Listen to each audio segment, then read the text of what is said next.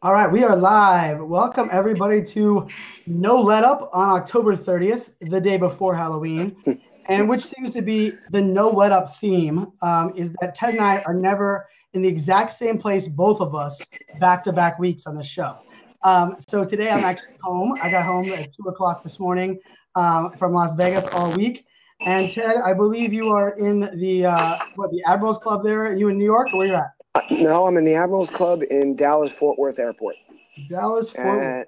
And this was originally going to be a little tight. My flight was in about an hour and a half, and I was going to have to board right when we were done. But, sometimes it's good when a flight gets delayed. So I got plenty of time. I don't have to board until about half an hour after we'll be done. So I'm excited to be here and, talk about creating experiences.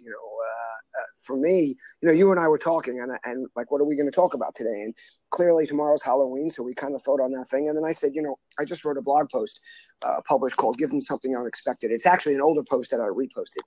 And I just thought it would be fun to talk about that. Plus, you got little girls, so I'm sure there are a lot of preparations going on for Halloween. I used to have little girls, and I miss those days. And if you read the post, it's right now it's up on LinkedIn, and you can search it on my blog, Give Them Something Unexpected.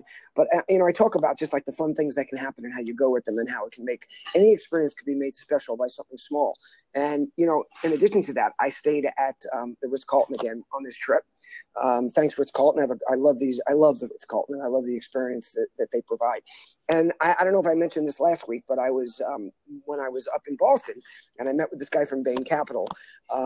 He asked me to describe, and they invest in hospitality and in retail. The guy I was talking to him, he said, we asked people to describe their business in 2 words. How would you describe Ritz Carlton? And I said, customer experience. I mean, that's simple. And I was with the GM today from the Dallas Ritz Carlton, and he was talking about just the ability to surprise and delight with little things. And that even though, on the one hand, people say, oh, well, somebody's paying $700 a night. Of course you can do something special for them. But on the other side, what's special for someone that's affording $700 or $1,000 a night? And the truth is, little things are special. Delivering Shine shoes, and I posted something about this today, in a box with a bow on it, costs you nothing. Takes you an extra minute or so, but it makes the experience special. And truth be told, it makes that person smile when they open the door. And it's just little things like that. Somebody smiling back at you. And then the other thing we discussed is that it's not always everything you do that's right. It's when you make a mistake, what do you do next? And those are giving them something expected. When you're expecting someone to get their back up or you're expecting someone to get upset, but you put a smile on your face and you say, how can we make this right? Or how can we fix this? Or what can we do to make you smile and make you happy? So I think it's a great thing. And I think Halloween is a lot about that. Sometimes we get carried away with the costumes and the parties and some of the craziness. But the real truth of the matter is it's about putting a smile on somebody's face, especially kids. And it's one of the reasons I used to love the holiday. And I told a story about when my little girl, when she was a year old or a year and a half, I was all excited for Halloween. Actually, I think she was just below 2. She was walking. And on the first door we went to, she got freaked out. There was one of those scream masks, and she saw it, and we were done. She would not go to another door. And we could have looked at this and said, wow, Halloween is ruined. But instead, she was in my arms for the entire night, clutched to my shoulder. And it was a special evening for me because she didn't leave my arms, and it really was a bond for us. So, this can happen in all different types of experiences. So love to chat today with you and with some others, not only about, how you can surprise and delight people, but about our kids and about how making this a special event for them is something special to us, and how not to go overboard, but just to make it fun. Yeah, and I agree. I love that you kind of went that way a little bit too. I'm a Ritz Carlton fan. My favorite Ritz Carlton is actually probably one you haven't stayed in, which I might be rare, but I was in Bahrain, and Wow. I've been to Bahrain 4 times, and each time I went, I had the luxury. I was early on in my cybersecurity career, and I had a luxury of staying there for 14 days and had to only work 7 of them because of the way the government went. So they had like a mile-wide beach, and you're right, the experience is something that really is important. And thank everybody who's joining. I just saw J.S. Gilbert, our friend who seems to support us every week, dropping some humor in there where he said he prefers some of the other pagan holidays better. the price of ghost blood goes through the roof right before Halloween. So for those of you that don't know, we troubleshot Ted and I got this morning together, troubleshooting his computer. And surprisingly enough, the error was not between the chair and the keyboard. It was actually his web camera is no longer working on his laptop. So he's on his phone today. So if he doesn't see your comments and questions and isn't replying back, that is why. But he's going to the Apple Store next week. But I promise to bring some of those in here. I see we got Rachel Miller's came in. Kem is in here. We have lots of friendly faces. So thank you all for coming in each week. And I'll look. I can see the comments, and I'm happy to do it. But I can't type back answers. I've got this phone kind of sitting up in a spot here, and I found myself a little private area in the Admirals Club, so I wouldn't bother too many people. And yes, tomorrow I will be spending the whole afternoon at the Apple Store. Also got lots of phone issues. So believe it or not, I was able to get 2 appointments, and Brian and I made the appointments right after we were talking, and we learned something now. The time to go to the Apple Store is on a holiday, because I can't believe that the day before I was able to get 2 appointments almost back to back. But I'm sure it's because it's Halloween and everyone's going to be out, doing Halloween stuff with their kids. So thank you. And if you need me tomorrow, just call the Walt Whitman Apple Store and say, who's the guy sitting there for the last 4 hours trying to get everything fixed? No, I love it. And, J.S. Gilbert asked a question that I can't believe it took this long for us to have. Wait a second. Darcy, great idea. I should dress up as a genius bar geek just to confuse him. Oh, that would be hilarious. I could come in as a test geeker. Test geeker. Good idea. I like it. Sorry to interrupt you, buddy. No, so we finally had the first question of the show, which I thought was probably going to be the first question of the show each week, is there's a request for Ted Psaki. So I think you're going to have to take the phone down or put your foot up. There's a request. Okay, well, first of all, I also want to answer Officer Renegade. It is Walt Whitman Mall in Huntington, Long Island. So, yes, that's where I'm going to be. And I am wearing a pair of socks to honor my friends in Phoenix, who I miss. So they gave me these. Vince Orlick gave me these socks when I left last time. You might not be able to see, but they have palm trees on them and cactus and all other kinds of things. So they're kind of cool. And I'm wearing them because I can't even get this camera. Okay, because I missed them and I wanted to honor them today. So I'm glad you asked. There you go. And I tell you what, Vince Orlick, who gave you those, is a longtime friend. He I worked with him when I started 2 companies ago. He was an employee at IO, and he was a social media manager, and probably the first guy I became a friend with there at IO. And so that relationship actually, for a social friendship, actually went the opposite, where I met him offline first. We both had a passion for social. I lived in Phoenix, of course, and now that I don't live in Phoenix, I'm very thankful for social in that relationship and experience, because I can follow along with his kid. He's just an all-around amazing guy, one of the nicest people I meet. So I love hearing that too, because he just rocks. So, Gilbertism, very funny you ask about the Wealth Engine socks. They were actually in my suitcase today, and I was originally going to wear those home when I just started feeling this pang for my Phoenix friends, and I made a quick last-minute switch. So it's really funny you asked that. I'm telling you, they're in my bag. I might even get them out later. If you guys want to see the socks a little better, of course, I'll be posting my Ted Psaki when I get on the plane with my laptop in the background. And I might even bring out the Wealth Engine socks and add them to the photo just to show you that I'm serious. I have them with me. So that's pretty funny. Yes. Wow. It is kind of funny. So I love it. Yeah. I love it. So Ted, you were talking, I think experience is an interesting thing, right? Because I seem like, for me, when everybody's talking about, new products, and, I'm the guy, is the fear of missing out guy, right? I'm the one that's chasing every shiny object. But ultimately, for me, what I work really hard on is focusing on, as much as I love the technology and the new phone, I care way more about the experience it's going to provide. It's going to have more value for me, more value for the people that I'm able to share with. And I think when I say that, sometimes it comes across kind of cliche, right? It's like, oh, of course we buy new Apple products for new Apple products. But I don't think what I'm kind of conveying, and what you said about Ritz Carlton, is that when it comes to kind of a lot of the decisions we make today, a lot of them do come down to the idea that what is it going to do to make my life better? And whatever that means better, it's actually an individual thing. And for those that are watching, thank you guys for telling a little bird. We'll open up the seat about halfway through the show, a little over halfway through the show, let you guys come in. But the first question I wanted to pose, that I'm just curious out there, when you think of great experiences, just the idea, someone just says, Man, what comes to mind for you, Ted, when you think of great experience? Well, I got to tell you something. First of all, what all this is talking about is value. I was at a brand innovators conference yesterday, and there was some big brands speaking there and talking about Southwest Airlines was talking about some of the challenges they have about using customer data and when it's okay and when it's creepy. And my answer was, it becomes less creepy when it adds value. So, and value comes in many different packages. So, like, for instance, I love Dunkin' Donuts. I love the way I get treated when I walk in. I like what it brings to mind of memories with my kids. I like that I've been in 3 or 4 different Dunkin' Donuts, and please don't think I do this intentionally. And I'm talking about over the years where I forgot my wallet or because usually I'll go early morning from a hotel or somewhere and I forgot to grab my money. And I can't tell you that at least 3 or 4 times they've said, take the coffee, it's on us. And I said, no, I'll run back to my hotel. I'll come back. They go, don't come back. It's okay. If you come tomorrow, and then I'll come back the next day, and I try to pay them for the extra cup, and they said, no, that was on us. And to me, that makes me smile. That's a customer experience. And then another brand that was there was talking about something similar with 7-Eleven. And Kirk Heinlein from AT&T was also on the stage at the same time in a panel saying, listen, get ready. Retail stores are disappearing. They will be gone sooner than you think. And I don't believe that. I believe retail is changing. I believe it's evolving, but it's certainly not going away. It's a matter of, it's going to be distribution centers. It's going to be experience centers.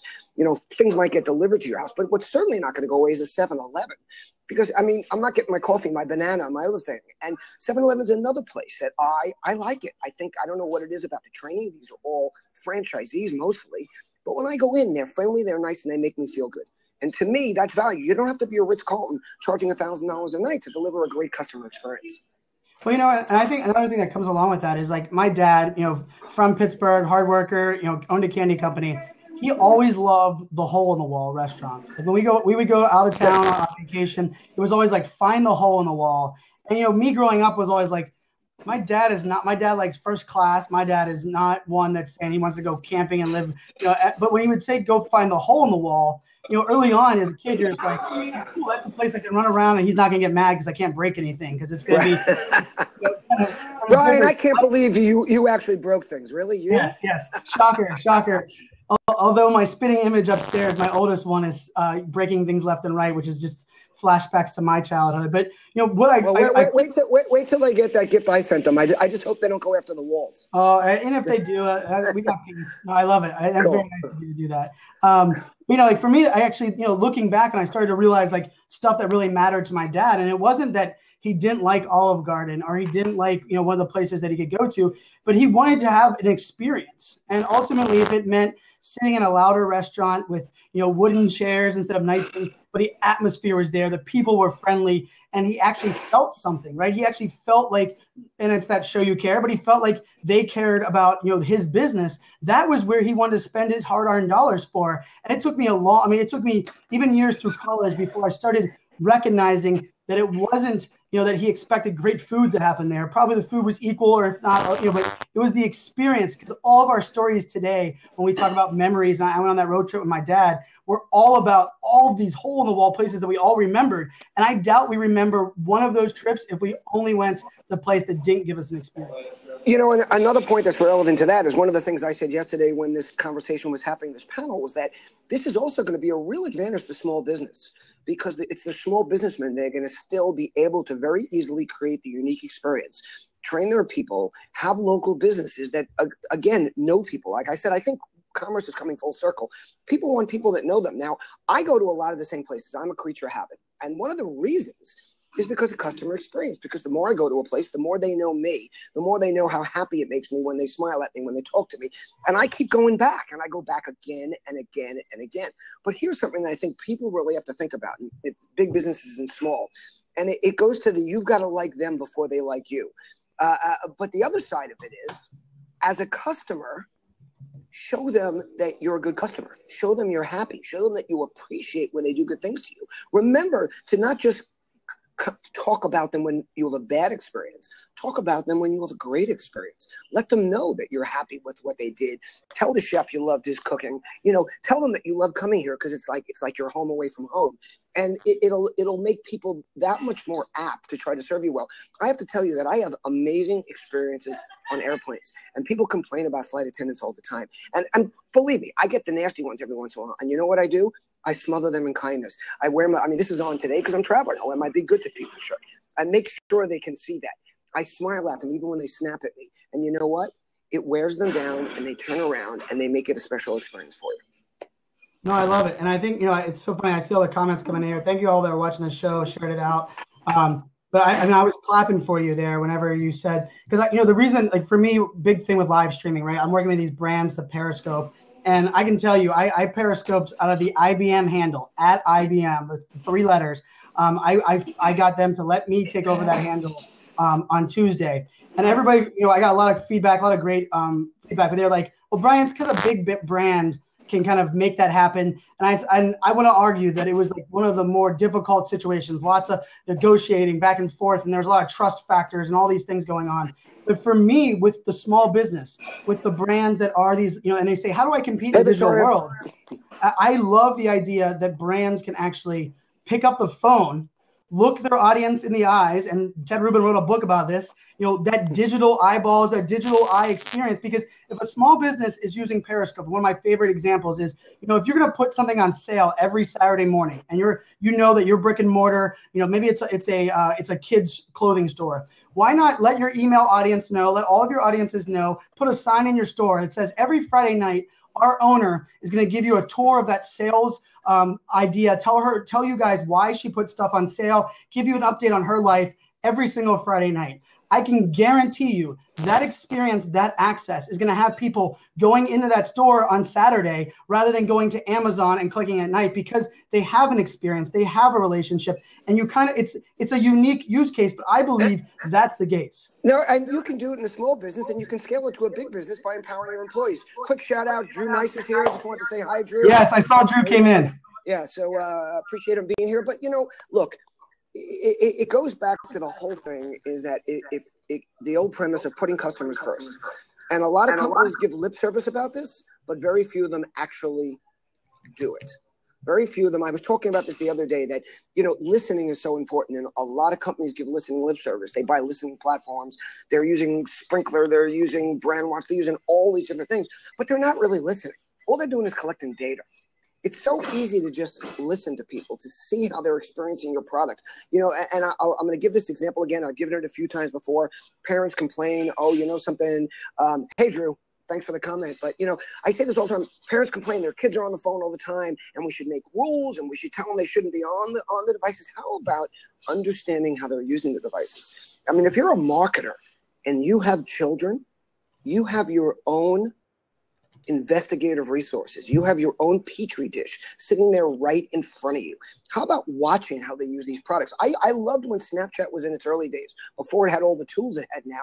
And I used to watch my daughter communicating without words, because all she was sitting there taking picture after picture, going, smile, and what I loved about it, it was communication strictly visual. There were no words attached. And I watched that to learn. And I do it now. It might sound a little creepy, moms, if you're out there, but I am that guy sitting at the table next to you that's staring at your children using their phones. Please, I am not being critical of you. I'm not telling you should have them put away. Matter of fact, I want you to leave them out so that I can observe them and learn from them. So, I think that's real important. I think we need to learn from our customers. We need to learn from our kids. We need to learn from our friends. I mean, I learn from Brian all the time. I mean, truth be told, I don't really like Brian. I just hang out with him because I can learn so much from him. Hey, that works. I'll take it any way I can get it. And I love we have some questions coming in and all kinds of nice comments going through. Hey, Vince, were you here when I showed the socks? I think Vince came in.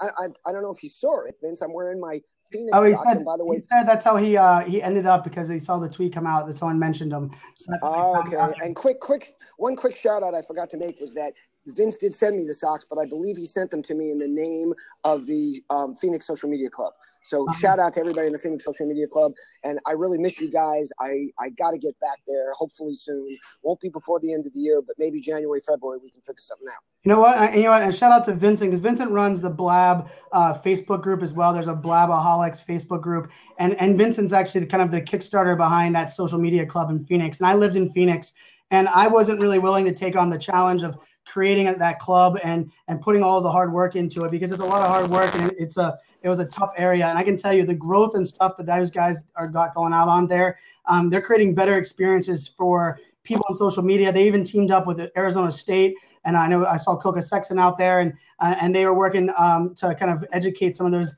people and bring them into social media. And I think that's, it's a testament. Vincent doesn't get paid for either one of those things, that he's creating better experiences for his community. And might not see him on a list or of people that are out there, but guys, follow Vincent Orlick, a good one, and they're rare to come by. So go. No, just one quick thing about user experience, and a lot of us, you guys know I posted that that LinkedIn kind of sucks these days, and all the updates they have made have really made it really difficult to communicate. I mean, their messaging is so off the wall. They've changed a lot of things about groups, but I reached out to Coca because a buddy of mine has a very, very large group, the largest medical services or product group on LinkedIn, a few 100,000 members. He makes his living off it. And the changes have absolutely destroyed his business. And I reached out to Coca, asked if I could connect them with him so he could have a voice within the company. And Coca stepped right up, let me connect him, and is doing what he can to help him have a voice within LinkedIn. So shout out to Coca for that. Really appreciate it. I love it. So Dawn has a question here. She said, would you go as far to say customer experience is the great equalizer, how social media was to communication? So I think that's an interesting one. I mean, in my opinion, I'll kind of go short first, and Ted, I'd love to hear your thoughts. To me, I think the customer experience is we have to actually rethink what the customer experience is. And I firmly believe you have customers inside your doors and customers outside your doors. And when I say customer experience, I think employee engagement, employee advocacy, and the customers outside is the future of your business. If you forget that their experience and their value and connecting and relating with them is not the most important, both employees and current customers, if you forget that, I think you'll be out of business very soon in the world we're living in today. So my thoughts are, it's not only the great equalizer, but it's the combination of realizing that you're a great brand because of the great customers that you have working for you, and you're a great brand because of the ones that are helping keep the lights on. And too many focus on prospecting and innovating and going way beyond and forgetting about their internal community as well. So that's my thought. I know, Ted, you and I, of anything we could preach, is employee advocacy. That's for sure. No, I agree with that. And I love that term. I don't know who it was that you said, bro. I love that customer experience is the great equalizer, because it really is a tremendous equalizer. Because truth be told, a small business, it's a lot easier for a small business to deliver on that customer experience promise than it is for a big business. Now, it not from a resources point of view, but from a dedication and culture point of view. It's a lot easier to have a very strong culture with 5 employees or 10 employees than with 10,000 employees, and to keep it consistent across your brand. And I think that is a great equalizer. I love that point. And, Brian, I love that you brought up, one of the things I was talking about is recently I was talking to Eric Vidal from Marketing Scope, and he was talking to me about, omni-channel marketing. And I said, well, one of the things I think is overlooked from omni-channel marketing is omni-channel thinking of not just the marketing from outside, but the marketing from within, that there's an omni-channel approach there too. Like so many companies just market to their customers, but they don't market to their employees, meaning that they don't embrace their employees. They don't help build them up. They don't make their employee experience kind of an equal to the customer experience. And that multi-channel, to me, that omni-channel is very, very important, because it's what will build the culture within your company. It's very hard to have employees that can represent you great if they don't feel great, if they're not being taken care of, if they're not being treated the right way. And it's why I think we've seen a lot of changes, and I'm not saying it's enough, but like within the Walmart organization, where, it was well known for a long time that a lot of employees did not get treated well. And I think they're starting to see what's happening with that. And they're doing they're making a lot of changes. Now, they are a tectonic. Nothing's going to move overnight. But I think even a company that size is recognizing that a lot of your employees are the ones who are facing your consumers. And not only that, they're also talking to consumers. And by the way, they also are consumers. Remember, every employee is a consumer. Don't forget that. And it's really important to think of that omni-channel approach, not just to the outside, but from within. Well, you know what? I think that, not only is that important, but, I think there's so much to be said on that. And I was getting interviewed at the IBM event this week, and someone asked me, like, Brian, in the influencer game and all this strategy, and because someone had asked me a question about, what's the number one problem with, influencer marketing? And I said, trust. Brands can't even trust their own employees. Why the hell would influencers think they trust them? Or kind of in that sense. And for me, it's so simple in so many of these things that, the whole no let up, really what we were talking about, the idea of return on relationships, the show you care, the stuff that, we're building on. it plays so easy. It comes back like keep it simple, stupid, right? If you trust the employees that you're actually paying money to, if you trust and understand to build a relationship with your customers that are keeping your lights on, that experience is what you're able to establish. But so many have forgot that and got so disconnected. And I think we're finally looping back down. I think that's why transparency is starting to be a new thing, because people want to figure out how to come back to the middle road. There's no doubt. And somebody just jumped in, and I'm sorry I missed the name. It went by a little too quick, but was talking about Nordstrom, about how they really have their act together. And I have to agree. I love the brand. I love what they do. But, one of the speakers from Precision Sciences at Grand Innovators Day, a guy named Steve, who's a good buddy of mine, he was at Dell for a long time, and he was recruited by Dell and by Michael Dell specifically to build a service division that he ended up buying out and starting his company when they decided they no longer wanted it. And he was talking yesterday about the arrogance of some brands, the ones that say, we know what you want, we don't need to hear what you want. And, and what happens with those brands are going to have problems. And Dell is a perfect example. I mean, Dell is a company that did not want to hear from anybody. They knew the best. They knew it was best for their consumers. They thought Apple was not a competitor. They thought that the Mac was a joke to them, that Steve Jobs had done some good things in earlier days. And look what it did to their business. And what he had was some great shots from all different places of students in schools and people in meetings and conferences all over the country. And when you look at the audience, all you see are the apples. I mean, you see the Macs with the Apple is all over those photos. And you don't see Dell computers anymore. Now, of course, they're still selling, and they're a multi-billion-dollar company. But what are they? I think now they're a 24 or a $34 billion company, whereas Apple is now a $1 trillion company. And a lot of that came from lack of listening. Which is crazy, because the easiest thing they could do is listen, right? And it's just amazing how that happened. So I think we're getting blab bombed by somebody coming over from another blab in here. So thank you for whoever was coming in and sharing and jumping into our blab. So we're talking, No Let Up is our weekly show every single Monday or every single Friday at 3 p.m. Ted and I do it from wherever in the world we happen to be at. And we're talking customer experience and kind of trick or treat, kind of flipping the script a little bit. And so Jay had surprise and delight. Yeah, surprising. And he had a great comment. He said, "Is there a recent moment where you were disappointed in an experience and thought they could easily have pleased you, but they chose not to?" So is there anything that comes to your mind, Ted, on your side? Oh, man, I have experiences like that just about every day. So I was on an Amtrak train, and I was traveling first class. So there's a certain expectation there. I paid extra. I'm in the first class car. And I sat down in a seat, and one of the guys working on the first class car just came over to me, and it didn't say, "Excuse me, sir." It didn't say, "Hey, can I help you?" All he said was, "You can't sit there." And I looked at him and I said, "I'm sorry, but," and by the way, the first class car was filling up fast. So the kind of value, the better seats were filling up fast. And this was a single seat by itself. And I said, "What do you mean I can't sit here?" And he just looks at me, he goes, "Disabled seat." Doesn't even, just those words, disabled seat. I go, "There's no sign here." He points up on the wall, and there's a sticker that is 3/4 gone. You can barely see it. And I just looked at him and I said, "Okay, I understand disabled seat, but you might want to have somebody replace that sticker." And he looks at me and says, "Not my job."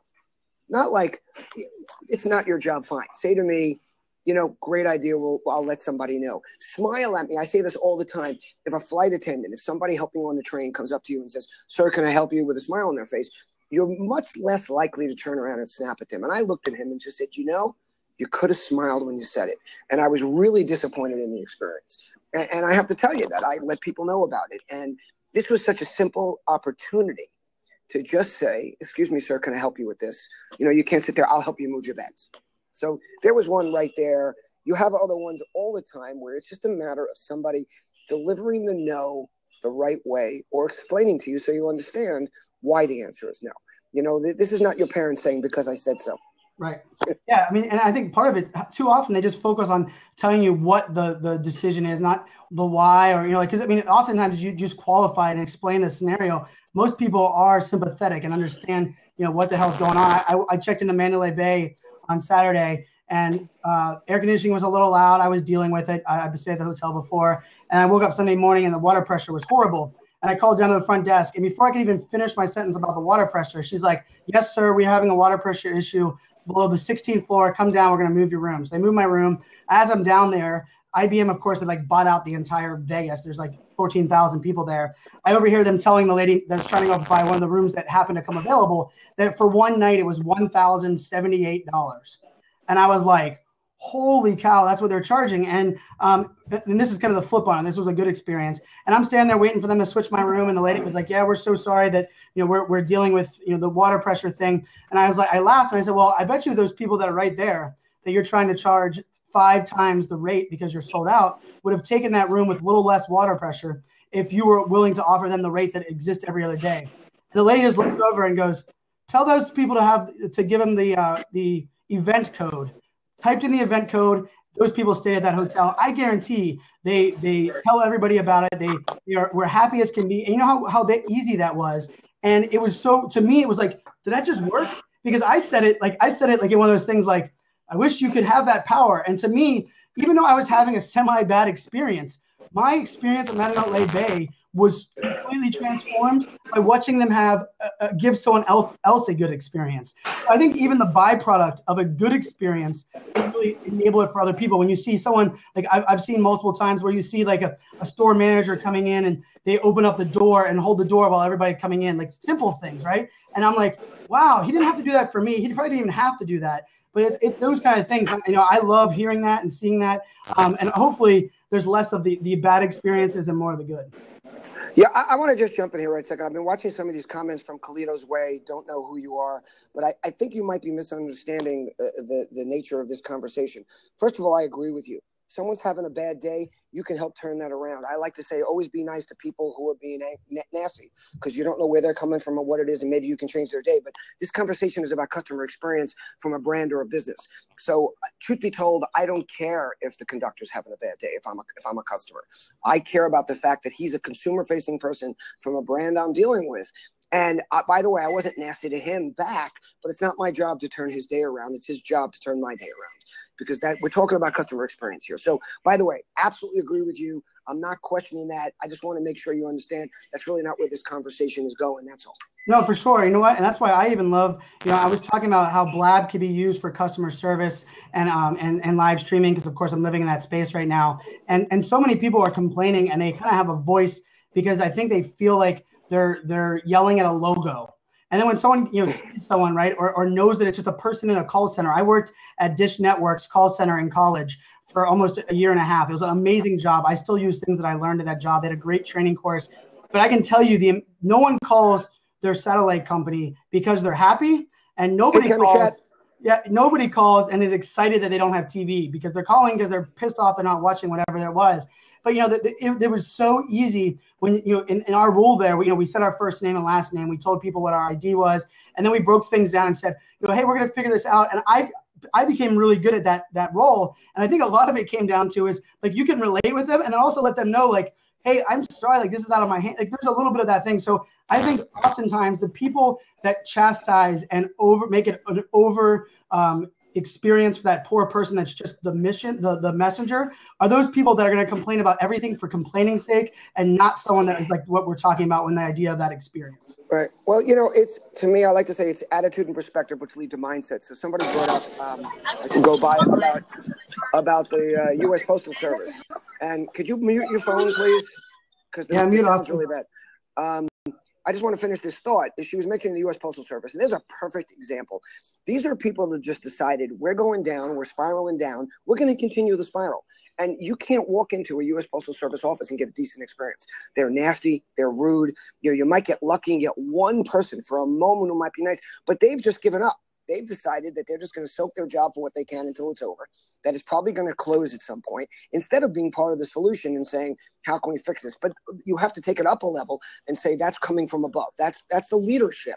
That's not bringing the culture down and saying, something, we can do something to change this. There's a way to turn this around, and they've just given up. So, yeah, I agree. U.S. Postal Service is a great example of bad experience all the way around. Yeah, so and I would like to say, there's a good chance I'll bring Austin and say that it's a good chance they end up like Blockbuster, right? The Blockbuster forgot what they were about and their customer experience, and now they're out of business. So let's say I love when you mention Blockbuster to younger people and they go, what? Yeah. Like, wait, there was DVDs that were not sent to my house? What? Right. What's up, Austin? So I just wanted to kind of build on what you guys were talking about great customer experiences and brand advocacy. I just actually had a amazing experience happen in a past couple of days. My business partner just got a huge opportunity to basically be the marketing director of a $10 million business. The hiring process has happened in 72 hours, right? And they want her there Tuesday. The great customer experience, the hiring process, clear communication about what responsibilities are, growth, things like that, like getting everybody on the same page. But they went above and beyond, and we were like, look, you want this person out there by Tuesday, pick up the flight so she can get out there, and they were like, yeah, no problem, picks up the flight, all these pieces are coming into play. My partner is ecstatic to be a part of this company now because the level of opportunity, growth, and then the whole experience from day one has been phenomenal. So it's creating a culture starts before the person even becomes an employee. It starts in every single communication. And as Ted was saying, like, going up to somebody and just asking how their day is, smiling at them, like that builds such amazing experiences. It's why I frequent all the places I frequent, is because I get those experiences too. People know my name, people know my drink orders. So it's like all just ties in together.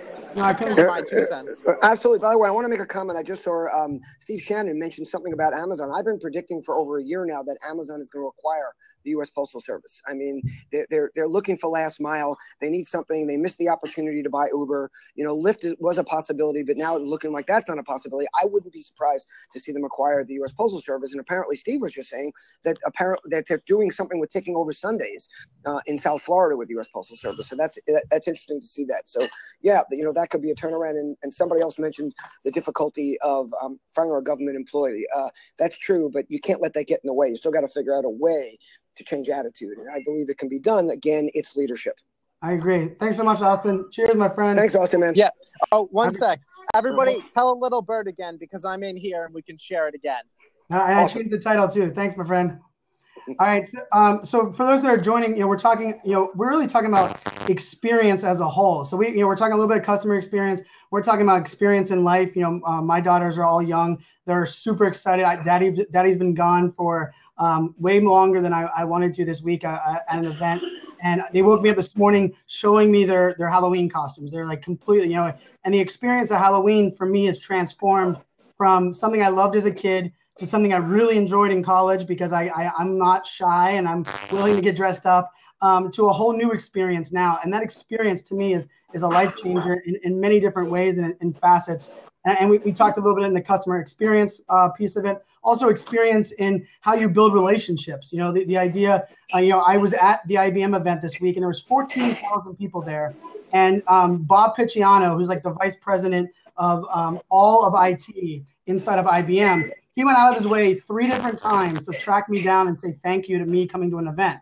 And I can tell you, IBM is doing a great job of personalizing and employee advocacy, and they're a large company. But one of the people asked him when he came back over, he said, "Why do you keep going over to Brian?" And he said, "I want Brian to know that I appreciate his work. And the reason I remember him is because he stands out and he has his hat on and something." And he goes, "And ultimately, how hard is it for me to go shake his hand?" And I started laughing, and I was like, that's true. For some of us, we kind of forget. And Ted, you do it a lot.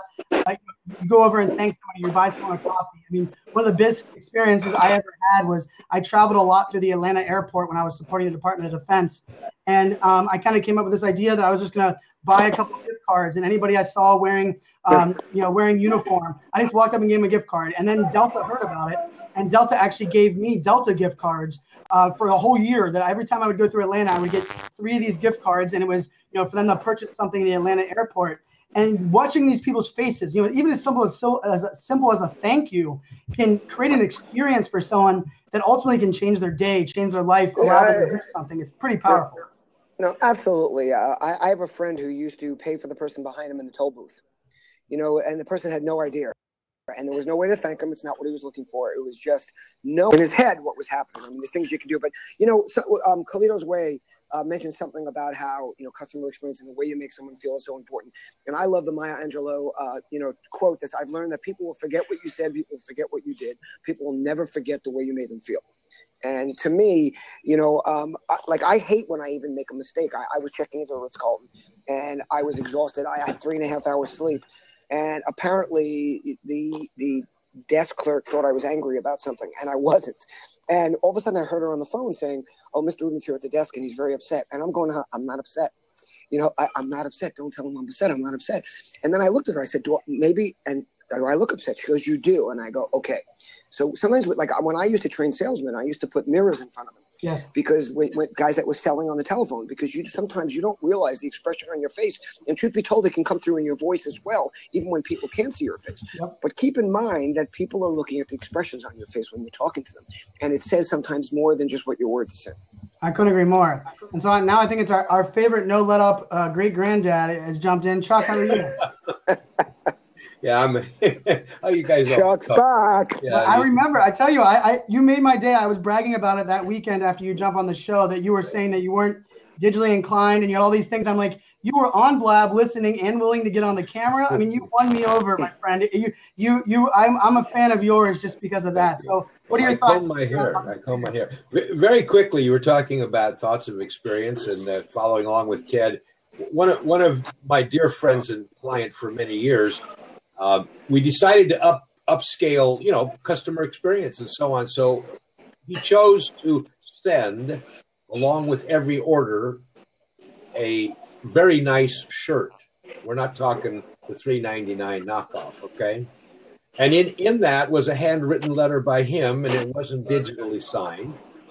And if the people only ordered $35 worth of merchandise, they still got this almost $30 shirt. And we took money from advertising budget and allocated it to the cost of doing that. And sales exploded.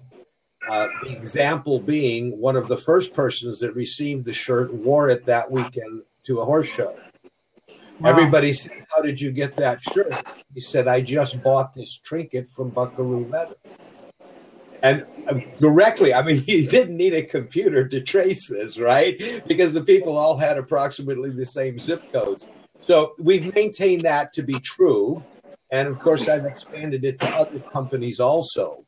So obviously, you're using allocated advertisement dollars, but it's a very, very effective way of advertising, especially when it's personalized. And again, you're showing that you're a company that delivers more than what the customer expected. And go ahead, Ted. Now, I just want to summarize something because somebody jumped in and made a great comment about what you're talking about because they brought it into words that people could take from here. Is that they love your example of moving advertising dollars over to customer delight, right. and thinking of it as part of your marketing budget rather than as a giveaway or a discount, which goes into different budgets, which is viewed as different ways. And by the way, one of the things I was talking about recently, and we were talking about yesterday, because the CMO of Sally's Beauty was at the Brand Innovators event, and one of their challenges is they're trying to get away from constantly discounting. And it's very painful to do that because you train your consumers. But one of the ways to do that is to give more value in other ways, but not to change your pricing. And that's a great example of that, Chuck. In fact, this company happens to be at the highest end of his industry in the United States because everything is made in the United States from American raw products. So his costs are higher. Margins have stayed the same. One other thing that we've done with the advertising budget and with other companies is we spend more money keeping customers rather than seeking new. And one thing, any discounts available are strictly to the private list of consumers. Right. And along with that, not the DirecTV. The DirecTV model, right? I use the DirecTV model. When I call DirecTV, they say, "Thank you for your 13 years of service. We are honored you're a customer." Right. And then I reply back, "Well, then why does every new customer get a discount and I'm not given a discount?" Right? You're like, you can say one thing, you can thank me, yet I see where you're sending your advertising. I can see where you're giving your discounts. Sign up for your first year and you get it for $49.99. I'm like, my bill's $210 and I've been with you 13 years.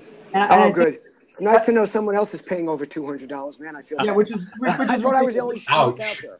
Now, yes. How do you guys have time to watch that much TV, for crying out loud? As successful as you are, you must be applying your trades once in a while. Chuck, you don't get charged on usage. You just get charged monthly. So if you want access for the 1 day a month you're home, right. I actually just cut a lot of it back. But let's say hello to Cliff. Chuck, thanks so much for jumping in. We love you, man. Yeah, I know. Chuck, we love his support. Yeah. Good stuff. And one thing, I think it's funny because he was bringing that up. I give some love to Buffer. I was on a Buffer chat earlier today, but Buffer does some amazing things because they have like the most. Because I always joke that just because a company is a social media company doesn't mean they're good at social or good at customer service. And I had people telling me, I was doing a millennial talk, and they were like, well, millennials and all these companies born on the internet, they don't care about customer service and customer experience. And my reply back was, well, the ones that do will still be in business. And part of it comes down to, I still pay for the product at Buffer. I've been paying since day one. They've never advertised or going public with sales, but what they do is really great. They do the simple things, right? They create an experience. They send you, some swag to wear. They right there, they be good to people. They go out of their way to thank you. They create a community of people. So for me, like it's that element of even an online business, and that's why I celebrate. I feel like I talk about some of these brands every single week. But I love celebrating those that are doing it right, because if we do that more, then maybe more brands will catch on and understand this, because we have to figure out how to make a difference there. But Cliff, what are your thoughts? And thanks for jumping in. Yeah, no, and my whole thing going forward is about the experience of people, whether it's on Blab or who's picking up the phone or who's talking to you on the Amtrak train. Everything is about how that person comes across to you, from the body language. Obviously, here we get that as well as their voice and how they speak. And one of the things I appreciate, Brian, about the way you're speaking is you don't have a lot of ums and ahs, and of course you're a really eloquent, fast speaker. And one of the things I was going to write a book. It's got to go, because it gets in the way of the conversation so often. And I'm sure if people go back and you talk about the mirror, listen to yourself, watch yourself, and go back and listen to your own blabs. Periscope Ryan, who you guys know, he's phenomenal. I mean, he's got a voice that blows me away. But when he's thinking about stuff in between, he's a heavy knower. And if he goes back and somebody just says, so you need somebody to come to you once in a while and say, whoa, slow down. Look at yourself, listen to yourself. And bottom line is experience. People, it's amazing. I was listening to somebody on the NPR radio a while back. This woman was the most eloquent speaker I've ever heard, and it was blowing me away. I almost had to pull over my car because a tear was coming on my eye, because she was so clear. And the experience for me was I could understand everything as she was saying. She was clear as a bell. I think Austin is still ghosting when that seat is open. I don't know why. I don't know why it's doing that. Yeah, might work. But I mean, that's a great point. I think not only is that a great point, Ted's wearing the shirt, right? And I'll give some love right there. I think it's backwards, but you guys be good to people, right? And I think ultimately also it's a little bit about understanding and self-awareness, right? And for me, so many people ask me, on the live streaming side, like, Brian, what are you doing that's your secret to success? And mine is, I have some really good people around me. They're in this chat. Actually, some of them are in this chat that are really good at giving me honest feedback. But it's also about like adapting and learning from yourself. And when you guys were talking about like the facial expressions, I have a weird background. Part of the reason I say I'm a change evangelist, but I played poker professionally for a while, and I'm not a math guy. I'm definitely a people guy. And I was very lucky. I went to a camp that was taught by a retired FBI agent on body language. And we did 2 days of studying body language. And it was everything from how you sat in the chair to nonverbal cues to eye contact to demeanor and crossing your arms. And your feet are your biggest tell of all the things, which I give away my poker secret there. But if you're sitting at a table with me, all I care about is where your feet are under the table. I don't care about much else. But ultimately, that comes into so many different things, because how you carry yourself, when you're shaking the hand with somebody, are you doing it while you're ejecting, or are you doing it because you care about them and you're actually spending that time? So I love that was brought up, because I think it's something that's probably overlooked still today. Brian, the best part of what I think you said was self-awareness, but it's not just self-awareness; it's also being willing to take feedback from other people. So, my ex-business partner, Joan Andrews, when I first joined Collective Bias, my lack of understanding was here's a company that's out of Bentonville, Arkansas, and the people are just different there. So when I think I'm being nice, when I think I'm talking softly, I'm actually a New Yorker. I'm on the street. I'm coming out of a meeting. I'm saying I need that, that proposal, and I need you to get it to me. And he's going, dude, you got to take it down a notch. Like they just don't get that. And so part of that self-awareness has to do with not just how you present yourself, but who your audience is. Right. Is your audience a New Yorker? Is your audience a Southerner? Is your audience a kid? Is your audience an adult? Right. What's going on around you? And I'm not saying it's easy to do that. It's just, but a lot of it has to do with listening and being able to accept feedback. Ted, it's an art form, and it's something I've been working on since I was 19, about listening to who's in the room, meeting them where they are, whether they're whatever level of that. So you're not only slowing your voice down necessarily, your tone, but you're also you're ready to move into. But you watch them, and it is people need to learn this, especially on this kind of a platform. People again to say, people are rolling their eyes. You can see things like that, but you can also sense not. And I was a recruiter for 15 years, so. Another thing, by the way, people are using their hands a lot on here. A great tip I got from a guy over in, I'm not sure of his name right now, but he does a whole talk, like longer than TED Talk, about where your hands are.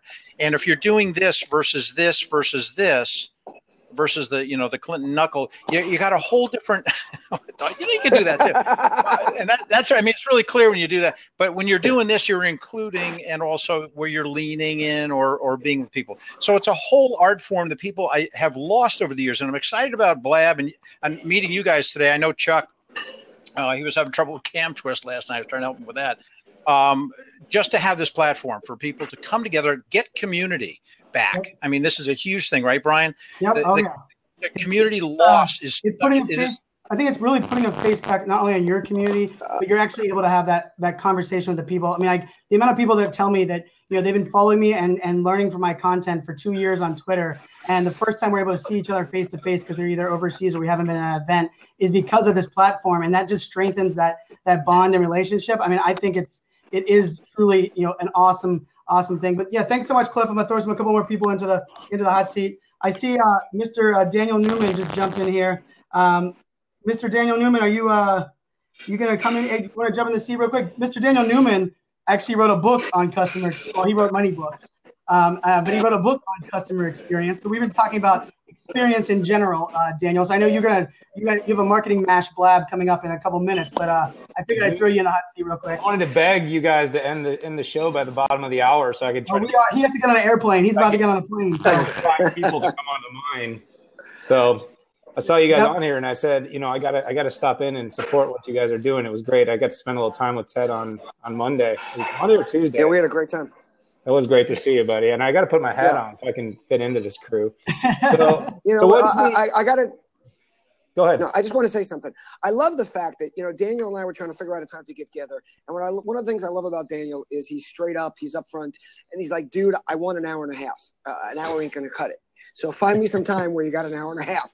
And I immediately replied back and said, okay, we got an hour and a half. Now, if he hadn't said that to me, then it wouldn't have been in my mindset. And sometimes you have to tell people what you want. You can't, back to this whole customer experience thing, and say, this is what I need for you to help make me happy. And you'd be surprised how many will come back with that. Yeah, well, that time together will lead me to thinking of 1 or 2 more ways that we can work together and help each other. And, I think that makes a difference. It's looking forward to it, man. It's funny, though, because driving into the city, I only live 25, 30 miles away, but it takes an hour. So I'm like, if it takes me 2 hours to get in and out and I'm only going to get an hour with you, I'm like, as much as I love you, I'll blab with you. But an hour and a half, I'll come sit face to face. Now, again, don't be showing off anything that, those pictures everybody said, now that everybody thinks I'm smaller than you. Did you see my comments, though? I made it really clear that was not the case. It was a good angle, though. It was a really good angle for you. Oh, no, I didn't even take the pictures. I should have paid.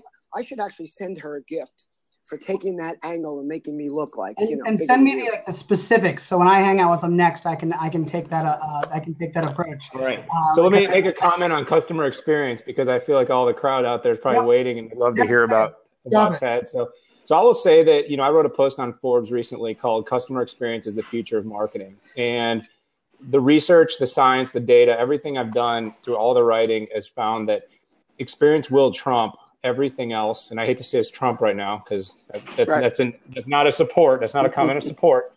but that it will end up overruling a lot of the other things you do. You know, in my book, New Rules of Customer Engagement, my 6th trend, I said customer experience will rule over everything else. And I had 5 other trends. And I said, basically, if you don't do customer experience well, all the other trends, so great social, digital, great products, creative selling, you know, none of that will matter if people's experiences aren't memorable. Daniel, I don't know how long you've been on here, but I don't know if you're still the guy who wrote that customer experience is, what do you think about customer experience being the great equalizer? And I think you're saying exactly that. I almost think it's beyond an equalizer. I kind of laughingly say and anytime I speak about customer service, I say, in today's world, you either need to be the best or you're better off being terrible. I said, because nobody remembers average. Well, right, and you have to remember, customer service and customer experience are 2 different things. They're tremendously related. Well, and as we talked about, one of the big problems is that customer experience teams don't report to the CMO, and you have different messages going out. Yeah, and experience has to do different ways. Yeah, experience is more about life cycle, right? Is about total product, is total customer life cycle, whereas customer service is really the assumption of what happens after a sale. Well, and how crazy is it that the same thing, that same data and that same information doesn't get relayed to the product team that are making decisions on the product that is ultimately going to create part of that customer experience, and yet we are still siloing that data, and that's so many of these businesses' problems ends up being the fact that they're creating a customer product without customer feedback or input, yet they're gathering it, they're just not sharing it amongst their team, which is. It's an awesome point. And the problem is, you know, the way we manage data prior to the sale, the social data, the ongoing data of interactions that take place when they're not a customer, when they haven't transacted with our business, is really pretty terrible across the board. You know, and a lot of these things, I mean, I don't know about you guys, but I've been lately, I've noticed I'm getting certain outreach from whether it's media companies or businesses that are looking for me to participate in things. And I don't mind they send out a group message, you know, because look, there's only so much they can do, but then when I respond, I never get an answer. We'd like you to be a part of this event. We'd like you to do something. I reply to them. And by the way, I'm not replying saying it's going to cost you this amount of money, and maybe they're not replying because it's not right for them, although they still should. I'm saying I'd love to have some more information, and I never get a reply. Which is funny because they're just looking for someone to click on the link. You're actually talking experience, because customer experience also has to do a lot with brand advocacy. And it can be the advocacy of someone that maybe has done business in the past, will do business in the future, and it may be far out in the future. Because like I said, that entire customer experience life cycle, you could be 5 years away from ever buying something. But what you say about that brand between now and 5 years might impact 10, 20, you know, with a big social footprint, it might impact thousands of different people depending on what type of product or service it is. So I'll bounce out. You know how many tools and software that I was paying for that I'm no longer using because that either don't have the value, they're not fitting in my workflow now. And how many of those I still tout and recommend and talk about because my experience was so great beforehand, during, and even after. I mean, I sent a letter to one. I sent a letter like millennial sends a letter. Give me a break. I sent an email. To the one company with a whole page and a half of feedback, and said, I want to let you know I'm no longer going to buy your tool. It doesn't fit in my business model. I'm cutting back a little bit on things that I'm doing. Here is my feedback. I just want to let you know I'm still a fan. And they wrote me back a very short but thankful, nice piece. And for me, the reason I still felt that when I was leaving them, that I wanted to give them that feedback is because they treated me like a star pupil the entire time. And although I no longer need them, I'm still going to talk about them and still be their ass. By the way, Daniel, did you notice that he just said that he wrote an email? Remember our conversation? I don't believe it. This was like 10 years ago. This was before social media. We were just talking about the fact that if you want to get don't email because you'll never hear back. Well, so, and that's the experience. And that goes to communicating with people the way they want to be communicated with. But also in line with what you're saying, Dan, I want to just get one thing out there. It is one of my lines, but I think it's important because I think people need to share it, is that this is why I say this all the time, that a brand or a business is what you do, but a reputation is what people remember and share. And reputation really goes towards customer experience, or the experience that people are having, whether it's just having a conversation with you. And are you listening? Are you paying attention? Are you looking at them? Are you hearing what they're saying? Are your responses making any sense at all with reference to what they're saying? Or are you just pushing out the information you want to push out?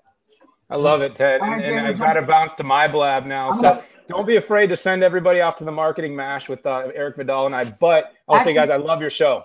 love your show. I appreciate I have the link served up. So once we go off the air, I'll drop it in here and we'll blab bomb into you. And do me a favor, give Eric a virtual hug for me, man. I'll give him a virtual hug, and we're going to be talking about webinars for content and lead generation. So for people that are looking for a little more actionable. Happy Friday, guys. All right, appreciate you. Have a great weekend. And Ted, something I was just thinking about as Daniel was talking there, and most people know Daniel and I are business partners at Broad Suite, and we all kind of know each other, mutual friends and relationships. And I think the interesting thing was, I've had a lot of requests, a lot of understanding of like, hey Brian, I'm trying to build a community, I'm trying to like really grow my following, I want to start a blab show, and they were mentioning, and I've heard a lot of nice praise. Hey, Mark Fiddleman. Mark Fiddleman. Hey, Mark had me on his show earlier this week. And they were asking me like, what's the true success for using Blab and like kind of building a community and audience here? And I think it actually comes down to experience, which I think is ultimately what we're talking about here. As a host, as a show, what you're doing is you're providing value, but you're spending people's time. People are going to sit here for an hour. And if you're not engaging with the community on the comments, you're not recycling, you're not bringing people in, you're not educating them, and you're ultimately not creating great content. And great content is always, remember, and I always have to caveat this because people are like, well, I don't talk about business. Well, business doesn't make great content. Great content is decided by your audience, not by you as the content creator. It's about creating relative things that helps your audience. But I love this because we were talking, and I love all the engagement in our community, talking back and forth. And I want to say it's only been a couple of weeks we've been doing this show. I think this is week 7, Ted, but I love our community, and they're creating a great experience for me. This show is creating an awesome experience leading into my weekend every single Friday. And I just I look forward to it. Even though your flight got delayed, and it was probably the first time in a while you were happy your flight got delayed. And I think that's an interesting one as well. But I mean, this is a lot of fun. I think what we're able to do, I want to keep creating experiences, and and I think let's kind of wrap it off. I would love to hear Ted Rubin, the dad side. What's your favorite Halloween experience you had with your girls when they were my girls' age? Well, like I mentioned earlier in the show, one of the best experiences I had is something I wrote about recently, was that one of the first times where I was taking my younger daughter on real trick-or-treating where she could walk and be a part of it. My older daughter was 4, my younger one was 2. And the first door we go to is my daughter gets totally freaked out. There's a scream mask. She's terrified. She's done. All she wants to do is go home.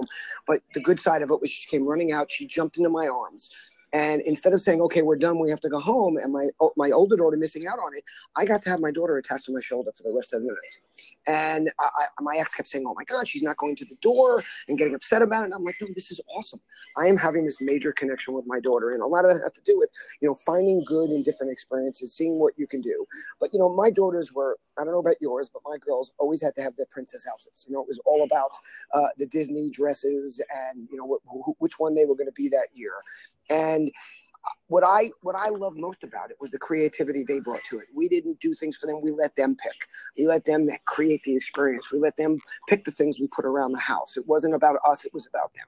And I miss that. My daughter uses my older daughter, my 18-year-old, my younger daughter who's at Penn, uses my Amazon account. Now I've been noticing all the Halloween related stuff she's buying. And all I am is, truthfully told, I'm disappointed that I at least can't see her in that. So all I'm doing is crossing my fingers that she'll post something to Instagram that I can, that I can at least, I'm allowed to like things. I'm not allowed to comment. So what I will probably do is I'll comment elsewhere and let you guys know about it. Yes, that's so awesome. And I love hearing that. And I knew asking you, Ted, you are very awesome, open, and transparent. I knew, the experience is definitely different now with your kids older and off to college and what you fought through. And, for me, it's, so much, there's a lot, we're doing Social Business Hour, and Rachel Miller, my co-host, is in here. We do that every Monday. And for the entire month of November, we're kind of taking on online harassment as the idea of what we're going to talk about all month and really address it head on. It's going to be we've been doing the show for 2 years, and it's probably going to be one of the biggest, most impactful things being able to do on that show. And she was talking about, we were talking about the pre-show stuff yesterday, and she was telling me all these stats about 1 in 4 girls are harassed online, and women, and this idea where we need to stand up for each other. And the reason I tell that story is because it links into my Halloween one, be a firefighter. And she simply said, like, hey, Dad, I'm going to be a firefighter. I'm like, hell yeah, I love it. She's like, I love firefighters. And one of the kids at her daycare that she was at, one of the boys said, it's firemen, not firewoman. And, she came home to me and she said, Dad, I think anyone can be a fireman. And to me, that was a Halloween one that she wore that outfit so proud. And I think that when we look at, especially we're both dads and girls, and being able to, see our girls growing up, and I think hopefully we're making a better world, creating better experiences so that they can have better experiences when they're getting older and kind of living. I think that's even an essence of the Halloween as well. The mindset that you create at that age is something that's going to stay with them for a long, long time. And it's, I will recommend a quick book here for anybody that has kids. It's called Mindset by Carol Dweck, Dweck. And it's an incredibly valuable read because it talks about how, like, the things we say in front of our children that we think don't affect them, but that we're creating a mindset for them. Julie's not good at this. Lori's not good at that. She doesn't like to do that. The parents that jump in and speak for them, and you'd be surprised how you set up their minds and their thinking for the future. And, they're too young to have that kind of attitude. They have to feel like that, whatever it is they want to try, we don't want to discourage them. And that's not a time. And look, there is a time to start thinking about what you're good at and what you're not, but not at that point. So just a great book, a really worthwhile read. And I'll throw another book out there just from Sheryl Sandberg wrote a book. I think it's called Lean In. And I take that quote, and one of the most powerful lines was, when a boy is telling people what to do on a playground, people call him a leader. When a girl is doing it, they call him bossy. And, for me, my takeaway, as soon as I heard that, I was watching the TED Talk, I went back and listened to the audiobook. Every time the word bossy never comes out of my mouth. It's always telling my daughter she's being a leader, although sometimes she's a very rough and too much like her dad leader. But I think this is awesome. Ted, this is an awesome show. I'm so glad your flight got delayed. Hopefully you fly home safe. Thank you, everyone, for tuning in. Thank you for supporting this show. It's honestly, Ted, I can tell you, spending time with you every Friday is no let up. No doubt, my friends. Oh, and one quick thing before you go on that. Last week I was talking about the no let up bracelets I was supposed to be getting. They were delayed. There were some issues with it. Real quick, I don't know if I told the story, but I finally got a hold of somebody. It's a company that doesn't have a lot of access. They have online chat.